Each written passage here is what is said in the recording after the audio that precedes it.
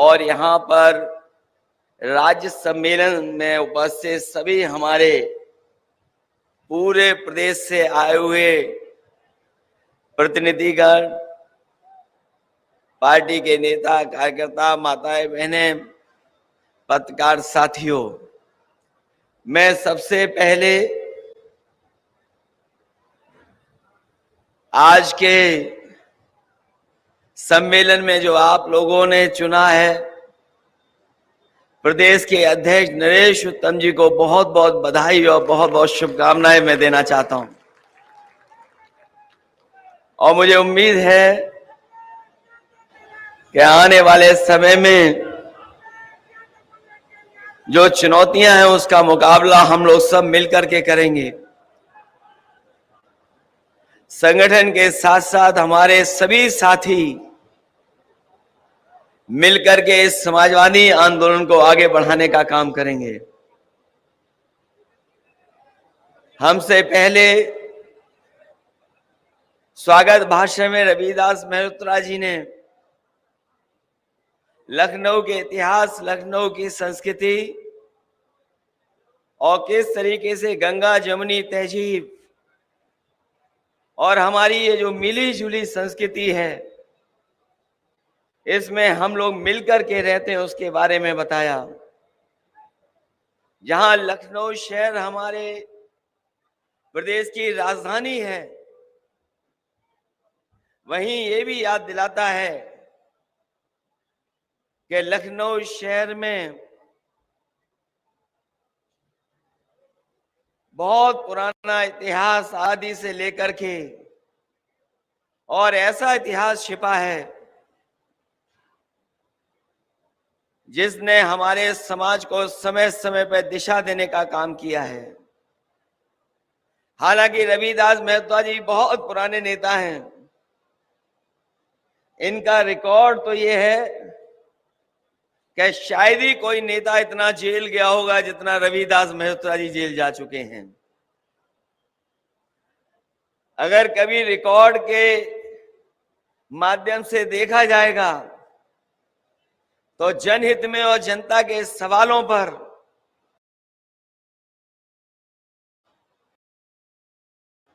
अगर कोई सबसे ज्यादा संघर्ष कर कर जेल गया है तो वो रविदास मेहता निकलेंगे। हालांकि उन्होंने अपने भाषण में बहुत बड़ा सपना दिखा दिया हम लोगों को, लेकिन मैं अपने प्रतिनिधियों के सामने कहना चाहता हूं,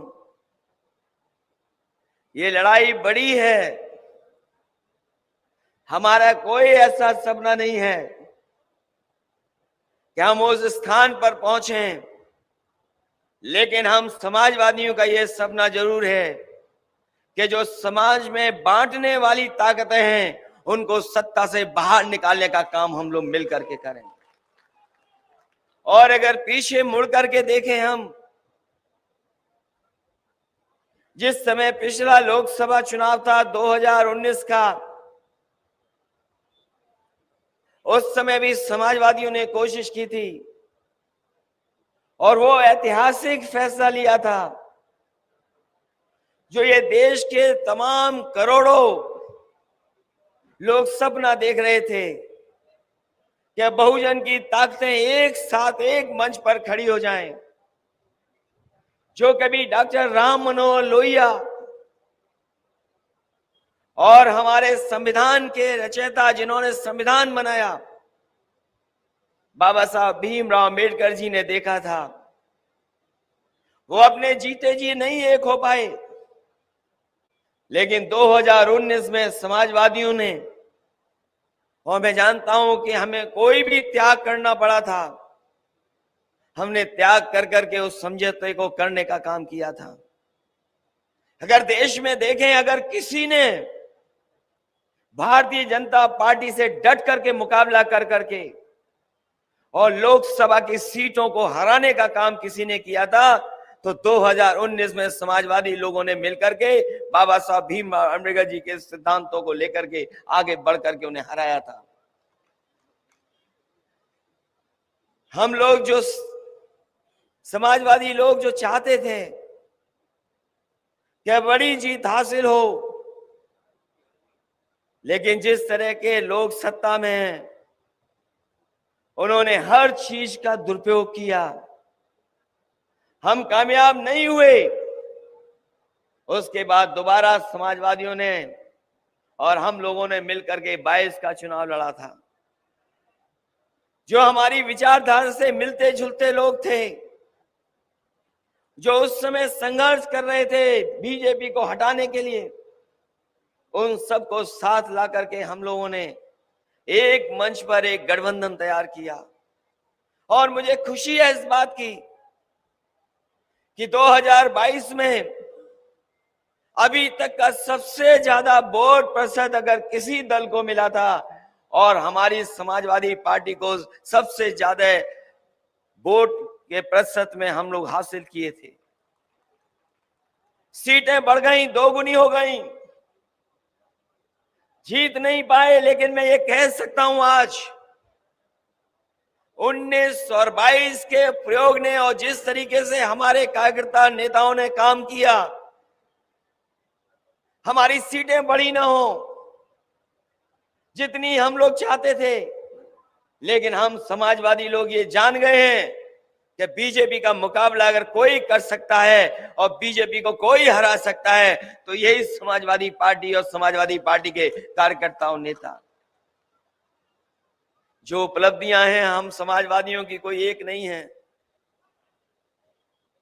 समाजवादियों को जब जब सरकार बनाने का मौका मिला है, जब नेताजी मुख्यमंत्री बने, नेताजी कई बार मौका उन्हें दिया जनता ने, हम लोगों ने जनता के लिए काम किए। जनता की खुशहाली कैसे हो, हमारा किसान कैसे खुशहाल हो, हमारे किसान की पैदावार कैसे बढ़े, किसान की आय कैसे बढ़े, किसान को कैसे सुविधा दिया जाए। हमारे बहुत सारे समाजवादी यहाँ पुराने नेता होंगे जिन्होंने देखा होगा कि जब नेताजी सरकार में आए थे तो उन्होंने किसानों का सबसे पहले 10,000 का कर्जा माफ कर करके दिखाया था। कर्जा माफ हुआ, किसान को राहत पहुंचाई, सिंचाई से लेकर के खाद, बीज, दवाई का इंतजाम, और जो चुंगी लगा करती थी उसको भी खत्म करने का काम अगर किसी ने किया तो नेताजी ने और समाजवादियों ने कर करके दिखाया था। जब जब समाजवादी सरकार बनी, इस प्रदेश को तरक्की और खुशहाली के रास्ते पर ले जाने का काम किया। बहुत आगे बढ़ी राजनीति, चीजें बदल गई, और जब समाजवादियों को पिछली बार मौका मिला, हमें खुशी है इस बात की कि जो काम पिछली सरकार में समाजवादियों ने करके दिखाए, वो न केवल उत्तर प्रदेश के लिए बल्कि देश के तमाम प्रदेशों के लिए वो उदाहरण पेश हुए जो समाजवादियों ने उत्तर प्रदेश में काम कर कर दिखा दिए। कोई कल्पना नहीं कर सकता था कि जो घोषणा पत्र हम लोगों ने रखा था जनता के बीच में, उसको पूरा का पूरा अमल कर करके और उससे ज्यादा काम कर करके हम लोगों ने दिखाया। जिस शहर में हम लोग बैठे हैं, हालांकि बहुत सारे हमारे नेता इस बात को कहते थे कि लखनऊ में आपने ज्यादा काम कर दिया। मुझे याद है नेताजी भी कहते थे लखनऊ में आपने बहुत समाजवादियों ने काम किया है। ये जो मेट्रो चल रही है, रिकॉर्ड टाइम में देश में अगर किसी ने बनाने का काम किया था तो समाजवादी सरकार ने शहर को मेट्रो दे दी। ये चर्चा होती थी नदियां कैसे साफ हों, और जिन्होंने अखबार पढ़ा होगा कल, वो देखा होगा उन्होंने कि हाई कोर्ट ने कहा है कि गंगा को सफाई करने में ये सरकार धोखा दे रही है। और ये पहली बार कोर्ट की टिप्पणी नहीं है, कभी एनजीटी ने, कभी सुप्रीम कोर्ट ने, कभी हाई कोर्ट ने इस तरह की टिप्पणियां की हैं सरकार पर कि जिस तरीके का काम सरकार में गंगा सफाई को लेकर के और नदियां सफाई को लेकर के चल रहा है, इसमें बड़े पैमाने पर लूट और धोखा हो रहा है। अगर किसी ने उदाहरण पेश किया था कि शहर के अंदर नदियां कैसे साफ बह सकती हैं, तो समाजवादियों ने गोमती को साफ कर करके दिखाया। और आज भी ये उदाहरण है, जब कभी नदियां साफ करने का फैसला लिया जाएगा, जो मॉडल गोमती का है वही मॉडल ही अपनाना पड़ेगा। इसके अलावा कोई दूसरा मॉडल नहीं है जिससे आप नदियां साफ कर सकें।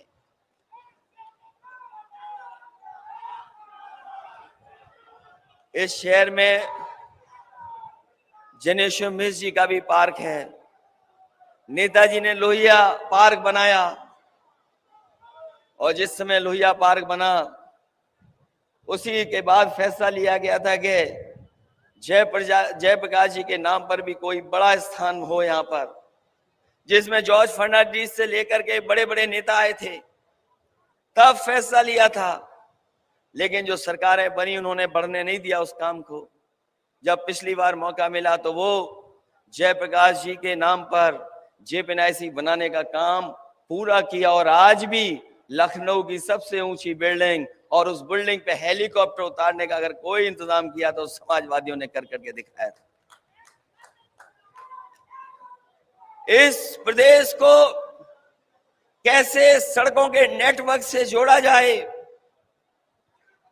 हमारे जिला मुख्यालयों को कैसे चौड़ी सड़कों से जोड़ा जाए, क्योंकि ये बात मानी गई है। और अमेरिका के बारे में उदाहरण दिया जाता है कि अमेरिका ने सड़कें बनाई और सड़कों ने अमेरिका को बना दिया। और हम लोग जब जब सड़कों को बनाने के लिए कहते थे, तब यही बात कहते थे कि जितनी रफ्तार बढ़ जाएगी, जितनी गति बढ़ जाएगी, उतना ही हमारा विकास और अर्थव्यवस्था बढ़ जाएगी। मुझे खुशी है इस बात की कि नेताजी ने हम लोगों को मौका दिया सरकार चलाने के लिए। देश का सबसे बेहतर एक्सप्रेसवे अगर किसी ने बना करके खड़ा किया तो समाजवादी सरकार में वो बन करके तैयार हुआ। मुझे वो घटना याद है जिस समय मैंने नेताजी को शिलान्यास के लिए बुलाया था। उस समय पूरे के पूरे हमारे प्रेस के लोग मौजूद थे, पूरा कार्यक्रम लाइव था। और जब शिलान्यास के लिए नेताजी को कहा कि आप शिलान्यास इस सबसे बड़े प्रोजेक्ट का करेंगे, तो नेताजी ने कहा कि हम जब कभी भी किसी योजना का शिलान्यास करते हैं तो ये बात इंजीनियर और वहां के अधिकारियों से पूछ लेते हैं कि इसका उद्घाटन कब होना है। उन्होंने पूछा कि उद्घाटन कब होगा। हम लोगों ने कहा ये 36 महीने में बन करके तैयार हो जाएगा। नेताजी ने हिसाब किताब लगाया और हिसाब किताब लगा करके कहा कि अगर 36 महीने में बनेगा तो हो सकता है सरकार हमारी ना हो, उद्घाटन हम लोग ना कर पाए। इसलिए नेताजी ने वहीं कहा कि इस हाईवे को कम से कम ऐसा जल्दी बना दो जिससे उद्घाटन करने का मौका हम लोगों को मिल जाए। उस समय देश की जो बड़ी बड़ी कंपनियां थी, उनके जो वरिष्ठ अधिकारी थे, उनसे मैंने पूछा कि क्या आप इस प्रोजेक्ट को कम समय में बना सकते हैं, क्योंकि नेताजी चाहते हैं कि उद्घाटन हो जाए और उद्घाटन की तारीख भी तय हो जाए। उन्होंने कहा कि अगर सरकार और मुख्यमंत्री सहयोग कर देंगे तो ये सड़क कम समय में बन करके तैयार हो जाएगी। मैंने उसी समय उनसे कहा क्या आप किसी तरह का कानूनी सहयोग चाहोगे, हम लोग करेंगे। और मुझे खुशी है इस बात की कि देश का ग्रीनफील्ड 6 लेन एक्सपेंडेबल टू 8 लेन और देश का सबसे बड़ा एक्सप्रेसवे नेताजी की वजह से 21 महीने में बन करके तैयार हो गया। और जब उद्घाटन हुआ था तो आपको याद होगा देश के सबसे बेहतरीन लड़ाकू विमान उसी सड़क पर उतारने का काम समाजवादियों ने कर करके दिखाया था। चाहे वो सुकोई हो, मिराज हो, और बाद में हरकुलिस उसी सड़क पर उतरा था। और जिस दिन नेताजी का जन्मदिन था, आप में से बहुत सारे लोग रहे होंगे, वो जानते होंगे कि उनके जन्मदिन के दिन आगरा लखनऊ एक्सप्रेसवे को उद्घाटन करने का काम समाजवादियों ने किया था। वो एक्सप्रेसवे केवल सड़क नहीं है, उसमें किसानों को सुविधा मिले, मंडियां बनाने का फैसला था। मंडियां अधूरी हैं, दूध के डेयरी के प्लांट थे वो अधूरे हैं, भविष्य में इन्वेस्टमेंट आए, कारखाने उद्योग लगे, उसके लिए जगह चिन्हित कर दी गई थी। जो आज सरकार कहती कि हम लॉजिस्टिक पार्क बनाएंगे, उन लॉजिस्टिक पार्क बनाने के लिए भी जगह चिन्हित अगर किसी ने की थी तो समाजवादियों ने उसके किनारे चिन्हित की थी। जितना काम समाजवादियों ने किया उतना आगे नहीं बढ़ा, वैसा का वैसा ही है। और मुझे खुशी है इस बात की और मैं धन्यवाद देता हूं अपने किसान भाइयों को कि जिनकी वजह से कम समय में हमें जमीन लेने का मौका भी मिल गया और कहीं हमें एक जगह भी आंदोलन का सामना नहीं करना पड़ा। किसी किसान ने विरोध नहीं किया, पूरा का पूरा किसानों ने जमीन दे करके हमें एक्सप्रेस बना करके तैयार करने का मौका दिया। और वो इसलिए हुआ क्योंकि जब किसानों से बातचीत की तो जो किसानों की मांग थी उसको हम लोगों ने माना। किसान चाहते थे कि उनका सर्किल रेट से ज्यादा मिले, मार्केट भाव मिले उन्हें। मैंने 3 गुना कहा और जब फाइल पर फैसला लिया गया तो मैंने किसानों के लिए सर्किल रेट बढ़ा करके 4 गुना मुआवजा देने का फैसला लिया और उसका परिणाम ये था कि पूरी की पूरी जमीन कम समय में किसानों ने हमें दे दी। और उसके बाद जब उद्घाटन हो गया तो मंच पर हमारे तमाम पूर्वांचल के बड़े बड़े नेता बैठे हैं। बलराम यादव जी बैठे हैं, राम गोविंद चौधरी जी बैठे हैं, ओम प्रकाश जी हैं और बहुत सारे लोग सामने बैठे होंगे। पूर्वांचल की जनता के लिए समाजवादियों ने फैसला लिया कि लखनऊ से ये सड़क अब गाजीपुर और बलिया तक पहुंचेगी, क्योंकि नेताजी का क्षेत्र आजमगढ़ था, इसलिए आजमगढ़ को छूते हुए गाजीपुर और बलिया को जोड़ने का काम करेंगे। और मुझे खुशी है कि उसी समय की डिजाइन, उसी समय के जितने भी स्पेसिफिकेशन थे, जो आगरा लखनऊ के स्पेसिफिकेशन उनसे बेहतर स्पेसिफिकेशन, और ये सड़क कैसे आगरा लखनऊ से बेहतर बने, इसलिए पूर्वांचल को भी जोड़ने के लिए और सीधा दिल्ली से जोड़ने के लिए वो सड़क बनाई थी। समाजवादियों ने अगर डिजाइन न की होती सड़क के ऊपर हवाई जहाज उतरने का फैसला न लिया होता तो हमारे देश के प्रधानमंत्री भी उस सड़क पर हरक्यूलिस विमान से नहीं उतर पाते। अगर किसी की देन है, समाजवादियों की देन है, जिसकी वजह से वैसी सड़क बनी और देश के प्रधानमंत्री हरक्यूलिस हवाई जहाज से उतर पाए। न केवल सड़क, बिजली को लेकर के बड़े बड़े फैसले लिए और बिजली का इतना इंतजाम कर दिया है कि आने वाले 50 साल भी उत्तर प्रदेश की जनता को कोई नया कारखाना नहीं लगाना पड़ेगा। जितना बिजली के कारखाने समाजवादियों ने लगाए वही चल रहे हैं, जो ट्रांसमिशन लाइनें लगाई वही चल रही हैं, जो डिस्ट्रीब्यूशन के फैसले लिए थे बेहतर बनाने के लिए वही है। इस सरकार ने कोई नया काम नहीं किया। और जिस तरीके के स्वास्थ्य में जो फैसले लिए गए थे 108, 102 के, वही एम्बुलेंस चल रही, कोई नई एम्बुलेंस नहीं चल रही है। और जो एम्बुलेंसें चल भी रही हैं, इस सरकार ने बर्बाद करने का काम किया है। पूरी बर्बाद हो गई है वो। स्वास्थ्य सेवाएं ठप, जो जनहित की योजनाएं हैं, आज गरीब को इलाज नहीं मिल पा रहा है। जो अस्पताल बनना शुरू हुए थे वो अस्पतालों में सुविधाएं नहीं है। जिन मशीनों पर जांचें होती है वो जांचों की मशीनें नहीं है। और जो खरीदी गई थी कभी नेताजी के और पुरानी समाजवादी सरकार में, वो सब मशीनें ऑब्सलीट हो गई हैं। वो मशीन ऐसी भी नहीं है जिन पर अच्छी जांच कर करके गरीबों को इलाज करा सकें।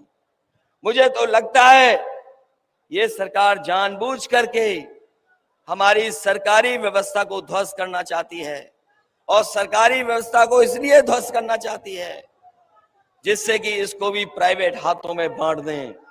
जिस तरीके से बहुत सारी संस्थाएं प्राइवेट हाथों में चली गईं, ये सरकार चाहती है कि ये भी प्राइवेट हाथ में चले जाएं।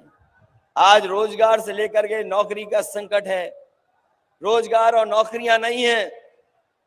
नौकरियों का जहां तक सवाल है, जो हमें संविधान में अधिकार और संविधान में जो हमें अधिकार मिले हैं, उन अधिकारों को छेड़छाड़ कर करके जानबूझ करके सरकार हमारे बहुजन समाज को पीछे छोड़ना चाहती है।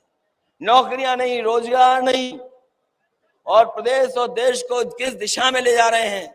इसलिए आज जब प्रतिनिधि आए हैं, मैं आप सब लोगों का स्वागत करता हूं, बधाई देता हूं इस कार्यक्रम के लिए। आपने जो सदस्यता का कार्यक्रम चलाया उसके लिए भी बधाई।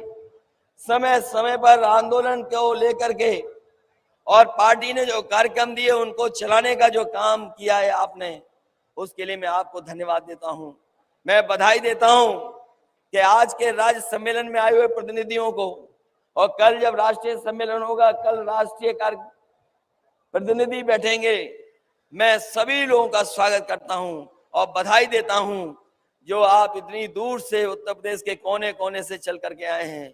ये प्रदेश है जो न केवल उत्तर प्रदेश की राजनीति को बदलेगा, बल्कि समय आने में देश की राजनीति को भी बदलने का काम इसी प्रदेश की जनता करेगी। और जब देश की राजनीति बदले तो हम समाजवादियों की भूमिका अलग से दिखाई दे। इसलिए आप सबका स्वागत करते हुए, बधाई देते हुए मैं एक बार आपका धन्यवाद देता हूं, इस उम्मीद और इस भरोसे के साथ कि आने वाले समय में जो भाईचारे की बात है, जो एकता की बात है, जो हमारे मिली जुली संस्कृति को ठेस पहुंचाई जा रही है, उसको बचा करके हम प्रदेश को आगे बढ़ाने का काम करेंगे। और हम लोगों को जो भी संघर्ष करना पड़ेगा आने वाले समय में पार्टी तय करके के हम लोग संघर्ष का रास्ता अपना करके इस सरकार के आगे हम लोग टकराने का भी काम करेंगे तो करने का काम करेंगे। इन्हीं शब्दों के साथ आप सबको बहुत बहुत धन्यवाद। और प्रदेश के नए अध्यक्ष जो चुने गए हैं, मैं उनको भी बधाई देता हूं, और इस उम्मीद और भरोसे के साथ कि आने वाले समय में सबसे बेहतर संगठन और सबसे अनुशासन के साथ अगर कोई दल दिखाई देगा तो वो समाजवादी पार्टी होगी। बहुत बहुत बधाई आप सबको।